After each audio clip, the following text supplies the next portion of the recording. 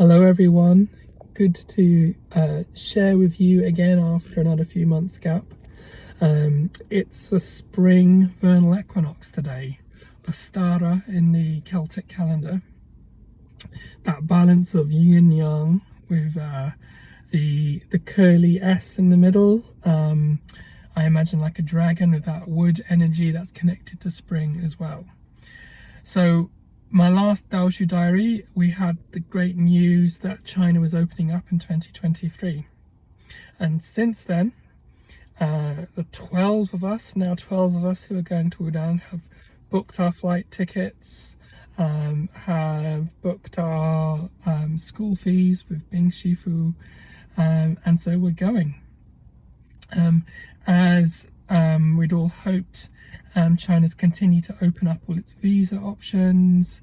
Everything's looking perfect and ready to go for us in October. So I'm making the diary today because this spring equinox is a great marker of the movement of the universe, the Tao of the universe, because when we get to its counterpart, the autumn equinox, Marbon, we will be literally just over a week from getting on the flight to Wudang. So it's a real focuser of the mind, our preparations, everything ramping up. And here in the UK, it's got a little bit warmer, still wet and drizzly, typical UK weather, but it's not quite as cold. And I know my body's responded to that warmth, and there's a great energy building up with that. So that's exciting.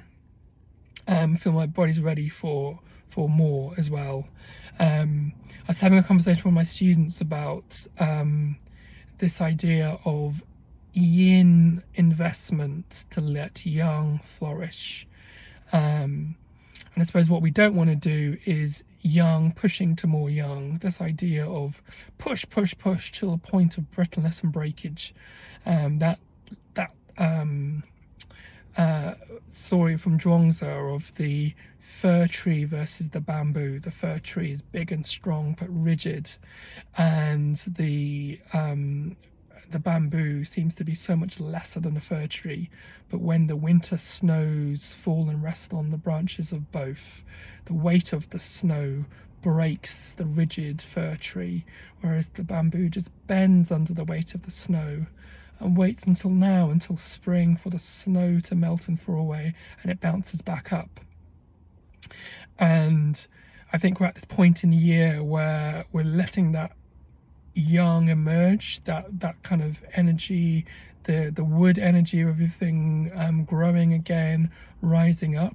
But we're not at summer yet, we're not at that peak of yang, so we're not pushing it.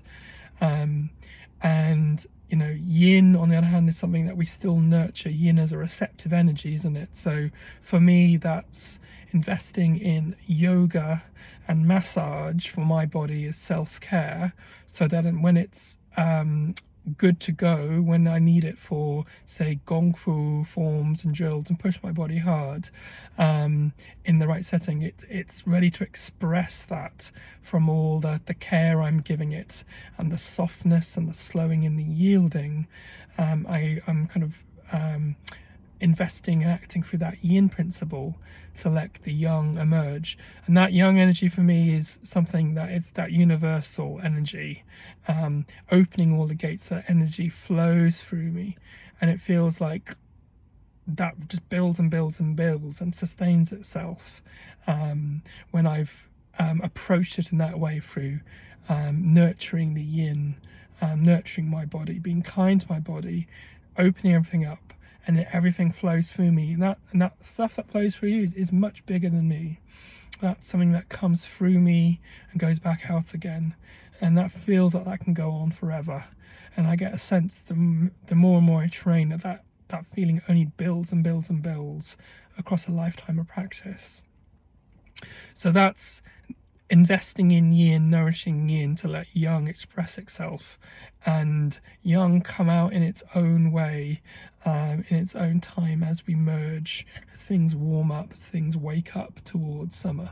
So what a great time for us to think about our last 6 months before we go to Wudang, that 3 months now up to a build up to the solstice, and sustaining and then grounding ourselves as we approach the autumn equinox and decide to another point of balance, and then we go to Wudang.